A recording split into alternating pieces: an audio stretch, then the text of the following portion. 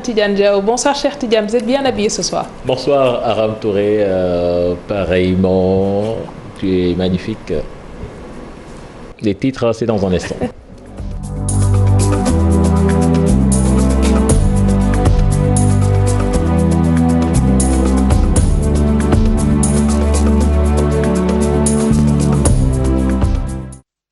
Bonsoir à toutes et à tous. Au sommaire de cette édition, le projet de dépollution de la baie de Han lancé ce matin. Les travaux vont durer 3 ans pour un coût estimé à 90 milliards de francs CFA. Les précisions du directeur des domaines sur la gestion des terres du domaine national selon Mamboy Diao, le décret 2020-1773 ne touche pas aux compétences du maire. Explication à suivre dans cette édition. Naufrage du bateau le Diola, 18 ans après, le Sénégal commémore ce triste événement ce samedi dans un contexte de pandémie. Une célébration qui se fera dans le respect des gestes barrières. Les familles des victimes continuent de réclamer justice. Et puis Magal Touba 2020, l'hôpital Matlaboul Fawzeni va consulter gratuitement durant 5 jours. Un laboratoire test Covid-19 sera également installé. Voilà le sommaire de cette édition. Tout de suite le développement.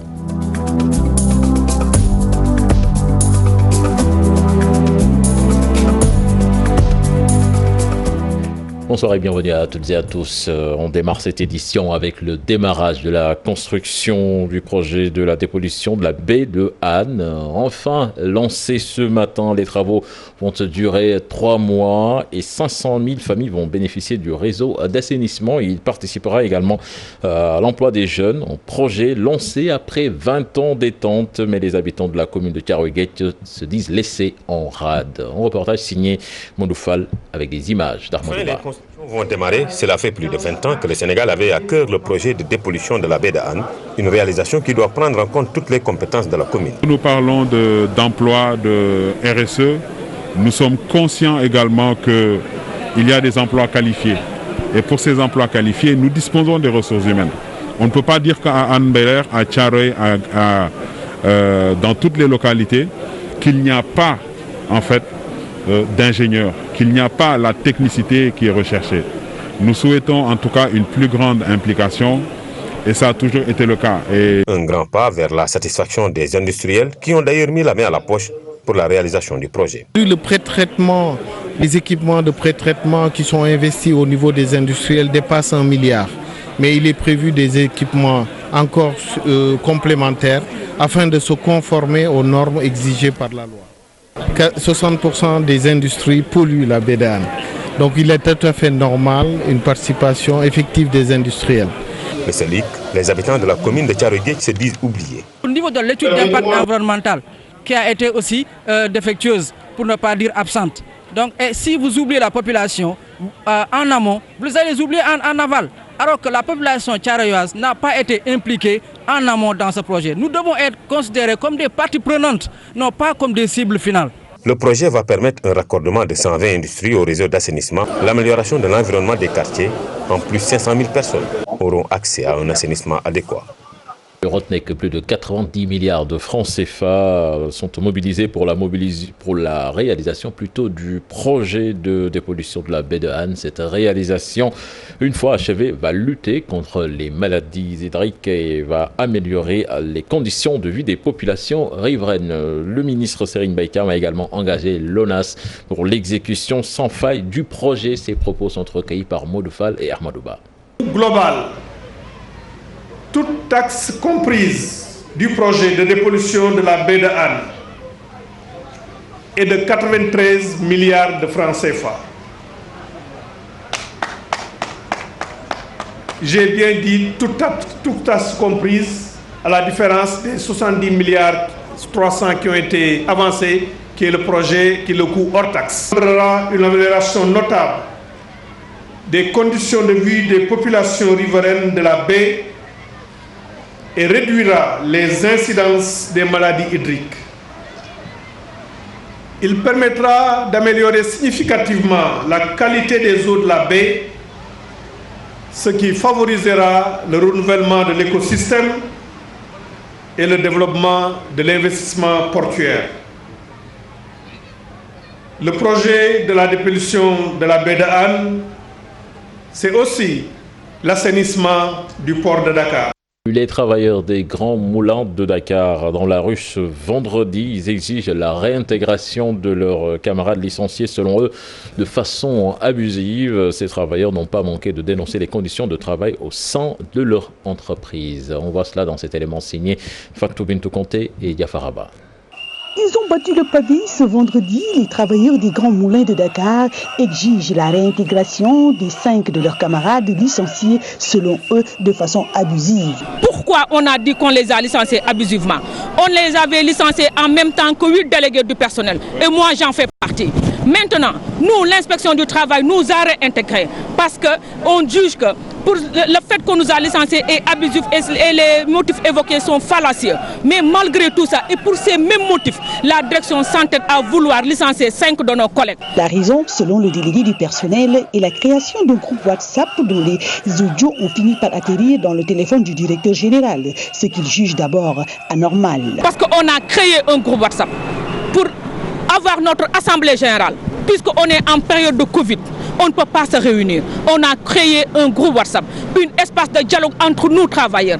Alors la direction a commis la faute d'extirper des audios dans notre groupe WhatsApp privé, sans notre accord, sans notre aval. Il les a traduits comme bon lui semble. Il nous a servi des sommations interpellatives pour ensuite nous licencier abusivement. Ces travailleurs des grands moulins de Dakar ne comptent pas se laisser faire. Ils vont mener, disent-ils, un combat ardu avec la direction générale pour rentrer dans leurs droits. Aujourd'hui, on est en sitting. Si on n'a pas eu la réintégration, s'il n'a pas eu gain de cause, on va poursuivre la lutte autant qu'il le faudra. Venu apporter son soutien, le représentant de la CNTS estime que l'État ne doit pas laisser cette situation pourrir aux grands moulins de Dakar. Nous sommes avec une direction qui refuse de négocier.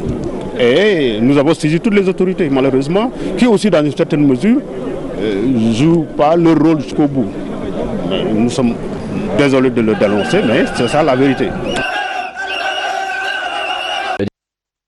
Humaine Boton-Touche, il estime que ces travailleurs ont commis des fautes lourdes. Toutefois, il est prêt à dialoguer et annonce que ses portes sont grandement ouvertes aux frondeurs. Pape Abdoulaye Digal, au micro de Fatou Bintou Conté et Diafaraba. Les 5 salariés licenciés, qui est un point parmi tant d'autres, tout ce que nous pouvons dire, c'est que le droit du travail prévoit certaines prérogatives et certaines manières de gérer un certain nombre de comportements. Ce qui s'est passé était d'une extrême gravité.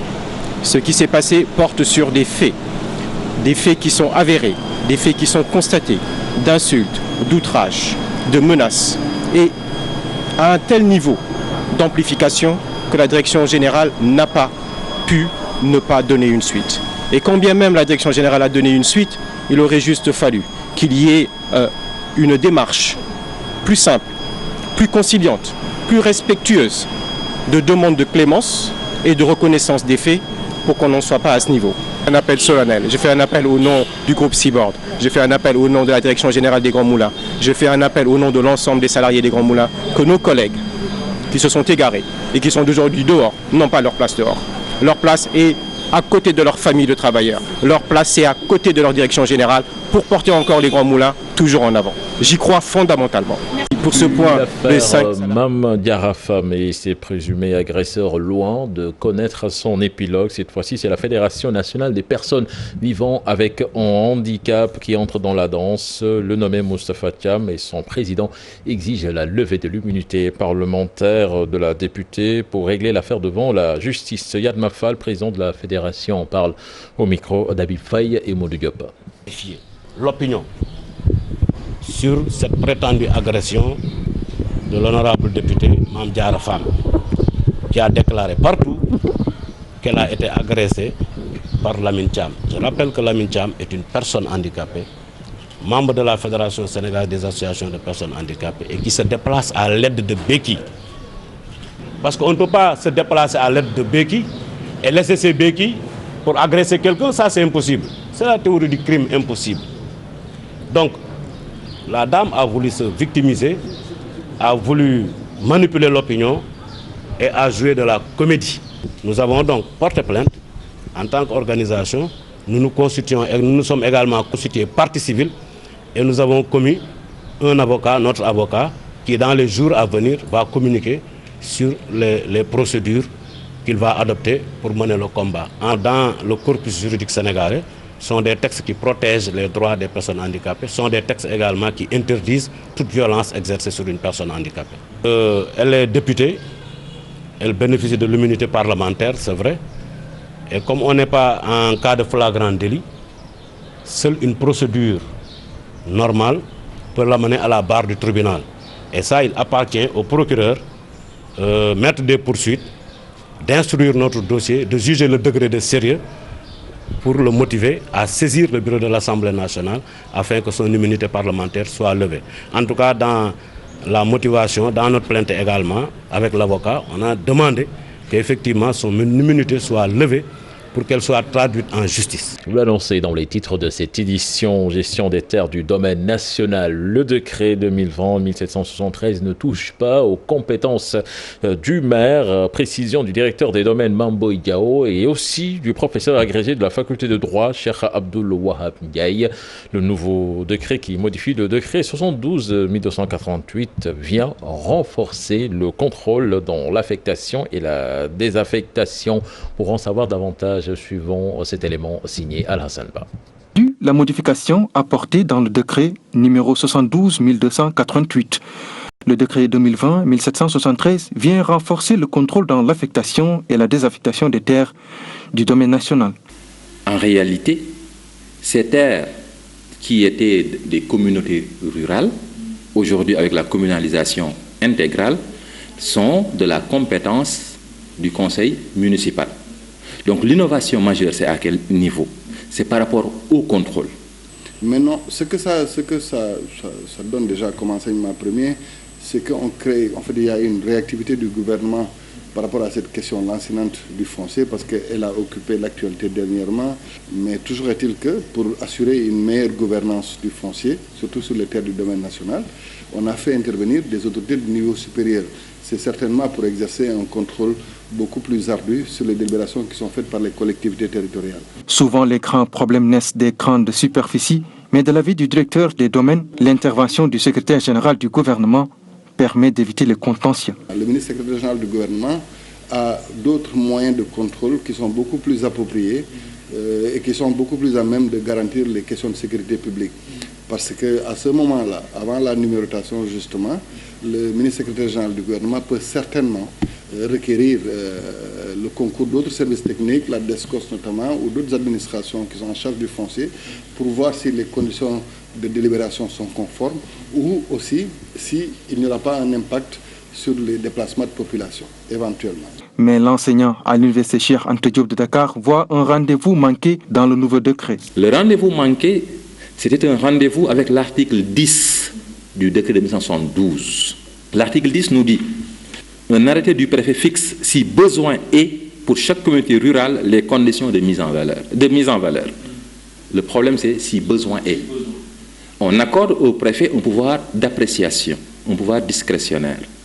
Et cela, ça installe une certaine insécurité juridique qu'on devait corriger avec ce décret, ou bien qu'on pouvait corriger avec ce décret. Mambo Yao est convaincu que ce décret peut rassurer les populations et va permettre d'exercer un meilleur contrôle au bénéfice de ces dernières.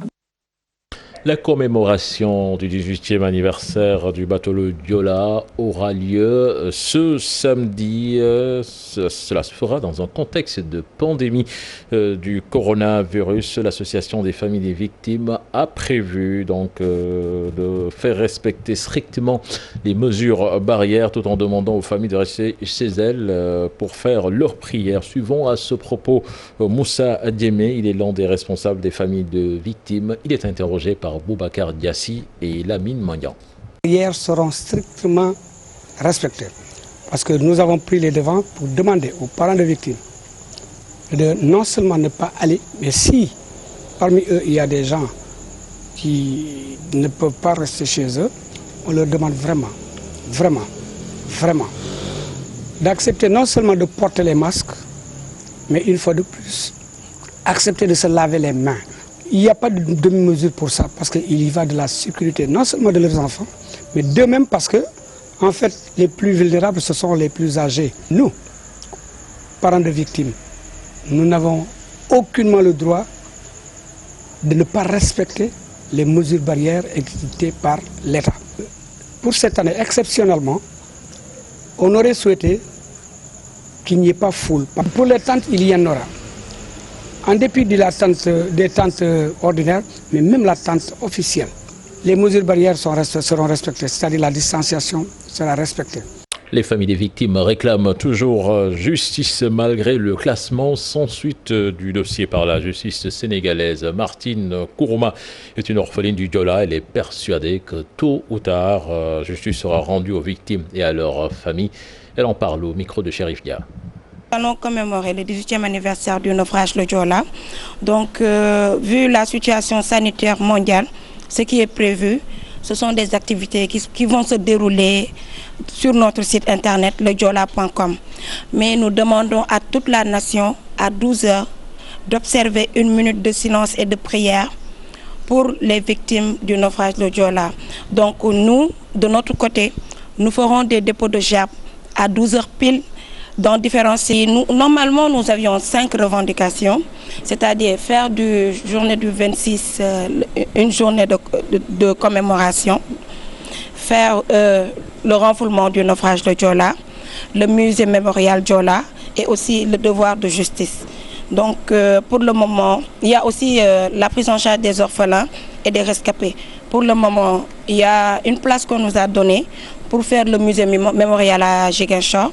Il y a eu la pose de première pierre qui a été faite il y a quelques mois, mais jusqu'à là, les travaux n'ont pas encore commencé. On dit toujours qu'il y a un responsable. Donc on attend toujours que justice soit faite et nous allons nous battre jusqu'à ce que cela arrive un jour. Comment? Parce que c'est classé. C'est classé, mais on peut se permettre de dire qu'un des orphelins pourra être un jour ministre ou procureur. On pourra réveiller aussi ce document. Direction au marché le Diola, à présent 18 ans après le naufrage du bateau. Quelques rares étals sont visibles sur le site. Ces commerçants retrouvés sur place regrettent ce malheureux événement qui a ralenti toutes leurs activités, même si la plupart d'entre eux sont recasés à Pikine. Ils restent convaincus que cet espace de commerce peut être réhabilité. Mariam Diop revient sur l'avant et l'après Diola dans ce reportage signé à Maïmouna Ndiaye et Diafaraba. Elle est née et a grandi ici à l'embarcadère. Quand Mariama débutait ce petit commerce, elle avait juste 8 ans. Le Diola fi lañu fekk. Durant mon enfance, si je me rappelle bien, le billet Dakar-Gorée était à 15 francs. Avant le Diola, il y avait des liaisons Casamance Express et l'île de Carabane 2. Je me souviens de l'inauguration du bateau le Diola comme si c'était hier. Ma fille que vous voyez assise là était encore un bébé. C'était une grande cérémonie en présence du président Abdou Diouf et de sa femme Elisabeth. Après le naufrage du bateau le Diola, il y a de cela 18 ans, il ne lui reste que ce petit étal de produits venant de la Casamance. Du temps du bateau le Diola, je quittais Dakar fréquemment pour la Casamance. Je vendais des mangues et des mads. J'en achetais une grande quantité pour les couler là où on se trouve. Ma sœur vendait des beignets à l'entrée de l'embarcadère. Ma mère, elle, avait fini par rester à la maison vu son âge avancé. C'est en ce moment qu'un de mes frères nous a rejoints dans le commerce. Le naufrage du bateau, heureusement, ce jour-là, nous n'étions pas partis. Actuellement, vous voyez, tout a changé. Le marché est tout autre, comme vous le voyez. Les clients viennent rarement. Le 26 septembre 2002, la commerçante n'est pas prête à l'oublier. Nos amis et proches ont péri dans ce bateau et à chaque commémoration du 26 septembre, nous sentons la même douleur, une tristesse que nous ne pouvons pas expliquer. Nous avons mal, les souvenirs douloureux restent. Aujourd'hui, elles ne sont que 2 au marché Diola de l'embarcadère. Après 7 mois d'arrêt de travail pour cause du virus Covid-19, ces dames souhaitent un accompagnement pour une relance de leur activité commerciale. Parlons de toute autre chose à présent avec la célébration de Safar qui est différente de celle de l'année dernière.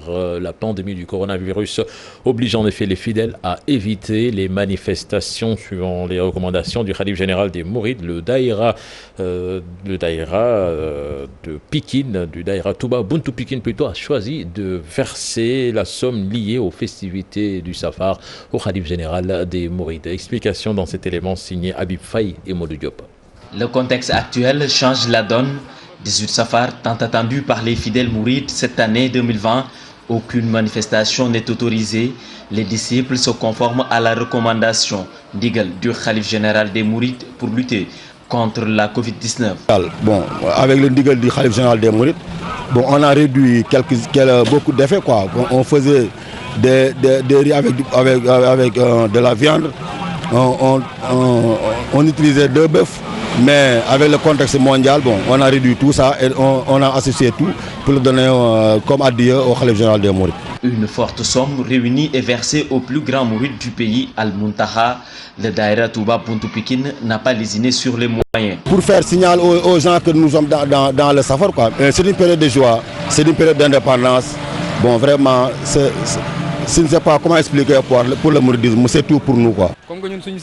Nous avons entendu les recommandations du Khalif et c'est ce que nous allons respecter. Nous fonctionnons comme ça. Nous travaillons ici pour avoir la bénédiction de notre marabout. Mais le ndigal est plus important que tout. À 10 jours du Grand Magal de Touba, les fidèles sont dans les préparatifs. C'est le cas de ce Baïfal en pleine quête d'aumône. Nous voulons être au top le jour du Magal. Et cette quête, c'est pour gâter les fidèles le jour J. Et nous rendons grâce à Dieu. La ville sainte de Touba attend les fidèles mourides dans un contexte de pandémie à coronavirus. Toutefois, les pèlerins ne comptent pas négliger les gestes barrières.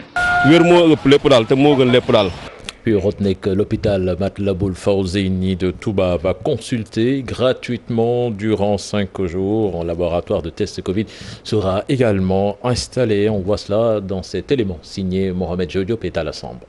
Matlaboul Fawzeyni de Touba. La structure fait sa mue. Après avoir pacifié le climat social, le directeur de cette structure s'est fixé pour objectif de rehausser sensiblement le volume des investissements. Il y a eu des progrès notoires qui ont été constatés et réalisés. En 18 mois, 342 millions de francs CFA ont été investis sur fonds propres. Fonds du dispositif sanitaire à l'occasion du prochain Magal de Touba, l'hôpital Matlaboul Fawzeyni est fin prêt pour cet événement qui draine des millions de pèlerins. Les commissions médicales et administratives sont à pied d'œuvre pour permettre à l'hôpital d'être prêt à accueillir 2000 pèlerins qui seraient malades durant les 5 jours, c'est-à-dire 2 jours avant, le jour J et 2 jours après. Dans ce contexte de Covid-19, un dispositif spécial est prévu pour la prise en charge des patients suspects. Ce qui est urgence médicale, ça va à gauche. Ce qui est urgence chirurgicale, ça va à droite. Maintenant, en plus de ça, cette année, avec la pandémie, on va mettre un tri qui va essayer de voir les malades avant même qu'ils n'arrivent au niveau de ces urgences-là. Et maintenant, si parmi ces patients qu'on trie, on voit quelqu'un qui est suspect de ça, eh bien, on a prévu également un endroit pour pouvoir l'isoler. Et on a prévu de pouvoir faire le prélèvement et le niveau central est en train de réfléchir pour qu'il y ait même un laboratoire déplacé. Qu'on n'ait pas à envoyer les prélèvements au niveau de Djemoul. J'ai déjà dit que le bâtiment R+5 abrite l'actuel centre de traitement des épidémies de la région de Diourbel. C'est un bâtiment donc, qui a une capacité de 104 lits qui ont été aménagés là-bas, parmi lesquels 9 lits sont des lits de réanimation avec les équipements qu'il faut. Bâti sur 2 hectares, l'hôpital Matlaboul Fawzeyni de Touba, d'une capacité de 200 lits, a été inauguré le 25 mars 2005 par le président Wade, dont du Daïra Matlaboul Fawzeyni. Il a coûté la bagatelle de 3,5 milliards de francs CFA.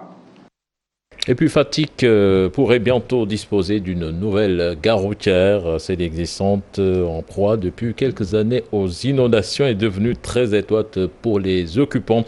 Mais avant, les autorités municipales envisagent d'y effectuer des travaux en montant de 70 millions de francs CFA a déjà été mobilisé. Nous écoutons les explications du maire Matarba, interrogé par Aminata Goudiaby et Abdou Karim Bey. reçu 133 millions du PACASEN et il fallait orienter ces fonds-là vers des investissements prioritaires. Et le premier investissement, c'est le règlement définitif des questions de la gare routière. Et 70 millions ont été répertoriés pour pouvoir accompagner la réfection ou bien même la réhabilitation de la gare routière en attendant. Parce que ça, c'est une solution intermédiaire. Fatigue grandit, la population augmente et cette gare routière va être petite pour régler les problèmes du transport de la commune de Fatick. C'est pourquoi nous sommes en train de travailler avec le ministère des Transports, mon ami le ministre Omar Youm. La conception est en train d'être faite pour une autre gare routière et s'il n'y a pas encore cette cohérence territoriale et que Fatick n'ait plus de foncier, on sera obligé de faire jouer l'intercommunalité, cela veut dire Niakhar ou Diouroup, pour trouver la surface nécessaire pour une autre gare routière à Fatick. Et puis avant l'actualité internationale, retenez que Mamadou Ndiaye a été élu nouveau directeur du CESTI. Il remplace à ce poste Madame Kousson Traoré Assal. C'était ce vendredi. L'actualité internationale à présent qui nous mène au Mali, en Afrique du Sud, en Guinée-Bissau, en France, où une attaque à l'arme blanche perpétrée ce vendredi près des anciens locaux de Charlie Hebdo à Paris. On voit cela avec Daniel Diouf. Attaque à l'arme blanche à Paris. 2 personnes blessées ce vendredi près des anciens locaux du journal Charlie Hebdo. 2 suspects ont été interpellés. Le parquet antiterroriste a été saisi de l'affaire. La vie des 2 personnes blessées, pas en danger, selon le Premier ministre Jean Castex, en déplacement sur les lieux. Les 2 blessés font partie de l'agence Première Ligne qui travaille notamment pour l'émission de France 2 Cache Investigation. 2 suspects arrêtés. Le suspect principal est âgé de 18 ans, une autre personne âgée de 33 ans. Cette agression survient en plein procès des attentats meurtriers de janvier 2015. Prestation de serment du président par intérim du Mali et son vice-président. Bandaou et le colonel Assimi Goïta ont prêté serment ce vendredi. Lors de l'investiture, le procureur s'est directement adressé au président pour le rappeler à sa responsabilité d'appliquer la justice. Il a notamment plaidé pour la libération des anciens responsables arrêtés lors du coup d'État du mois d'août et toujours détenus depuis. Parmi eux, l'ancien Premier ministre Soumaïla Cissé. Réouverture prochaine des frontières aériennes en Afrique du Sud. Les vols internationaux pourront reprendre à partir du 1er octobre, alors que le pays entame un assouplissement progressif de ces mesures pour combattre le coronavirus. Les autorités exigent des voyageurs arrivant en Afrique du Sud une attestation de test négatif au Covid-19 de moins de 72 heures. Seuls les aéroports de Johannesburg, du Cap et de Durban seront ouverts aux vols internationaux. Les passagers présentant des symptômes de Covid-19 seront placés en quarantaine. Et puis ces belles images de parade militaire malgré le contexte de Covid-19, elles nous arrivent de la Guinée-Bissau qui a fêté son 47e anniversaire ce 24 septembre. La cérémonie abritée par le Stade national de Bissau en présence d'hôtes de marque comme les présidents du Nigeria, du Sénégal, du Burkina Faso et de la Mauritanie. Lors de cette célébration, le président Umaru Sissoko Embalo a rendu hommage au Sénégal et à son président Macky Sall. Le chef de l'État bissau-guinéen a baptisé une avenue au nom de son homologue sénégalais. Le même honneur également fait à Muhammadu Buhari, président du Nigeria, pour leur soutien au candidat Umaru Sissoko Embalo lors de la présidentielle de novembre et décembre 2019 et pour leur implication dans la régulation de la crise qui secoue ce pays depuis des mois. Merci à vous, Daniel Diouf. C'était le dernier élément de ce journal.